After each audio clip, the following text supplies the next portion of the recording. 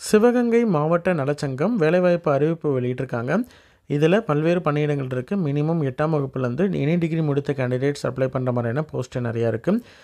என்னென்ன பணியிடங்கள் அப்படின்றத ஒன் பை ஒன் பார்க்கலாம். அதற்கு முன்னாடி சிவகங்கை மாவட்டத்தில் இருக்கக்கூடிய தேசிய நலவாழ்வு குழுமத்தின் கீழே தான் இந்த இணை இயக்குனர் மருத்துவம் மற்றும் ஊரக நலப்பணிகள் அப்படின்ற அலுவலகம் இருக்குது. இதனுடைய நேரடி கட்டுப்பாட்டில் இருக்கக்கூடிய இடத்துல தான் வேக்கன்சிஸ் இருக்கிறதா சொல்லியிருக்காங்க. அதாவது ஒப்பந்த அடிப்படையில் தான் இந்த பணியிடங்கள். இதற்கு அப்ளிகேஷன் ஆஃப்லைனில் அனுப்பணும். அப்ளை பண்ணுறதுக்கான கடைசி நாள் 15/7/2024 மாலை 5 மணிக்குள்ளே அங்கே ரீச் ஆகிடணும் உங்களுடைய அப்ளிகேஷன். என்னென்ன பணியிடங்கள் யார் யாரெல்லாம் எலிஜிபிள் அப்படின்றத பார்க்கலாம். ஆடியாலஜிஸ்ட், ஸ்பீச் தெரபிஸ்ட்டை பொறுத்த வரைக்கும் ஒரு vacancy. Bachelor in audiology and speech language pathology முடித்த கேண்டிடேட்ஸ் அப்ளை பண்ணலாம். அல்லது BSc speech and hearing RCA அங்கீகாரம் பெற்ற இந்த கோர்ஸ் முடிச்சிருந்தாலும் எலிஜிபிள். இந்த பணியிடத்திற்கு 23,000 ரூபாய் மாத ஊதியமாக ஃபிக்ஸ் பண்ணியிருக்காங்க. அடுத்தது டேட்டா என்ட்ரி ஆப்ரேட்டர் பொறுத்த வரைக்கும் ஒரு வேக்கன்சி இருக்குது. இதற்கு எனி டிகிரி முடித்த கேண்டிடேட்ஸ் அப்ளை பண்ணலாம். எனி டிகிரி முடித்ததுக்கப்புறம் 1 year PG diploma in computer application முடித்திருக்கணும் அப்படின்னு சொல்லியிருக்காங்க. அதே மாதிரி டைப்ரைட்டிங்கில் இங்கிலீஷ் அண்ட் தமிழ் லோயர் தெரிந்திருந்தாலே போதுமானது. இதற்கெல்லாம் 13,500 ரூபாய் மாத ஊதியமாக ஃபிக்ஸ் பண்ணியிருக்காங்க. அடுத்தது ரேடியோகிராஃபரை பொறுத்த வரைக்கும் 2 வேக்கன்சி இருக்குது. MRB நார்ம்ஸ் படி பிஎஸ்சி ரேடியோகிராஃபி முடித்த கேண்டிடேட்ஸ் எலிஜிபிள். சரிங்களா. அடுத்தது மல்டிபர்பஸ் ஹாஸ்பிட்டல் ஒர்க்கரை பொறுத்த வரைக்கும் 4 வேக்கன்சி இருக்குது. மினிமம் குவாலிஃபிகேஷன் 8ஆம் வகுப்பு தேர்ச்சி பெற்றிருந்தாலே போதுமானது. 8,500 ரூபாய் இந்த போஸ்ட்டுக்கான சேலரியாக ஃபிக்ஸ் பண்ணியிருக்காங்க.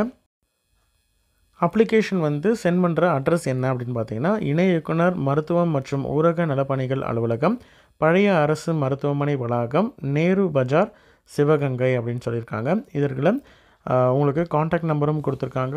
இன்ட்ரெஸ்டட் கேண்டிடேட் டவுட் ஏதாவது இருக்கும் பட்சத்தில் நீங்கள் காண்டாக்ட் நம்பரை காண்டாக்ட் பண்ணி பார்க்கலாம். சரிங்களா. அப்ளிகேஷன் sivagangai.nic.in அப்படின்ற இந்த வெப்சைட்டில் இருக்குது. அதில் டவுன்லோட் பண்ணிவிட்டு அதுக்கப்புறம் நெசசரி டாக்குமெண்ட்ஸ் எல்லாத்தையும் என்க்ளோஸ் பண்ணி நீங்கள் அனுப்பணும். சரிங்களா. அனுப்புறதுக்கான கடைசி நாள் 15/7/2024 மாலை 5 மணிக்குள்ளே நீங்கள் அனுப்பணும். சரிங்களா. இதான் application format. District health society Sivaganga. இதில் எந்த போஸ்ட்டுக்கு நீங்கள் அப்ளை பண்ணுறீங்க அப்படின்றத இங்கே மென்ஷன் பண்ணிக்கோங்க. உங்களுடைய ரீசெண்டாக இருக்கக்கூடிய பாஸ்போர்ட் சைஸ் ஃபோட்டோ இதில் ஒட்டிடுங்க. உங்களுடைய பேர், father's name, date of birth, உங்களுடைய வயது, ஏஜ் இது எல்லாத்தையும் கொடுக்கணும். அதுக்கப்புறம் உங்களுடைய கல்வி தகுதி, எஜுகேஷன் குவாலிஃபிகேஷன் நீங்கள் மென்ஷன் பண்ணிக்கோங்க.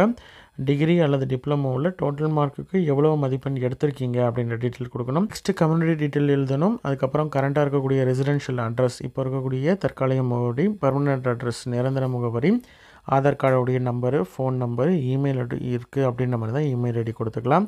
நெக்ஸ்ட்டு ப்ரையாரிட்டி ஏதாவது இருக்குது அப்படின்ற மாதிரி தான் அந்த டீட்டெயில் கொடுக்கணும். அதற்கான சர்டிஃபிகேட்டும் ஜெராக்ஸ் வைக்கணும். அதாவது transgender, differently abled, deserted wife, district widow, இந்த எதுலையாவது ஒரு கேட்டகரியில் வரீங்க அப்படின்ற மாதிரி தான் ப்ரையாரிட்டி லிஸ்ட்டில் வருவீங்க. அந்த மாதிரி வரீங்க அப்படின்ற மாதிரி தான் ப்ராப்பராக டேரெக்டாக நீங்கள் அதற்கான சர்டிஃபிகேட் ஜெராக்ஸ் வச்சு இது பண்ணிங்கனாலே போதுமானது. சரிங்களா.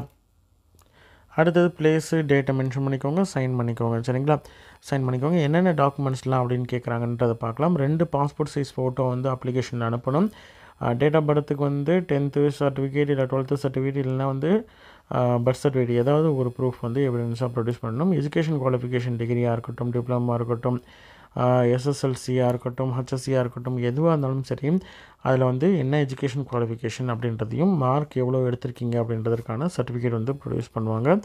அதுதான் உங்களுடைய எஜுகேஷன் குவாலிஃபிகேஷனுக்கும் வந்துடும். அதே மாதிரி தமிழ் ஒரு சப்ஜெக்டாக படித்ததுக்கு 10th 12th மார்க் ஷீட்லேயே தமிழ் ஒரு சப்ஜெக்டாக படிச்சிருக்கீங்க அப்படின்ற மாதிரி தான் அந்த 10th 12th மார்க் ஷீட்டே உங்களுக்கு போதுமானது. சரிங்களா. 2 பர்பஸுக்கும் அதுவே யூஸ் ஆகும். அடுத்தது ரெசிடென்சி சர்டிஃபிகேட் நேட்டிவிட்டி சர்டிஃபிகேட்டாக இருக்கலாம், இல்லைனா ஓட்டர் ஐடி, இல்லைனா பஞ்சாயத்து இல்லை முனிசிபாலிட்டியில் கட்டின tax receipt, Aadhaar card, ration card, இது மாதிரி ஏதாவது ஒன்று நீங்கள் ரெசிடென்சி ப்ரூஃபாக ப்ரொடியூஸ் பண்ணலாம். அதுக்கப்புறம் கம்யூனிட்டி சர்டிஃபிகேட்டு, அதே மாதிரி குரூப் பி அல்லது குரூப் ஏல இருக்கக்கூடிய அதிகாரிகிட்ட, கெசட்டட் ஆஃபீஸர்கிட்ட கேரக்டர் அண்ட் கான்டாக்ட் சர்டிஃபிகேட் ஒன்று. இன்னொரு கான்டாக்ட் சர்டிஃபிகேட்டை பொறுத்த வரைக்கும் லாஸ்ட்டாக படித்த இன்ஸ்டியூட்டோடைய ஹெட்டுக்கிட்ட வாங்கியிருக்கணும். சரிங்களா.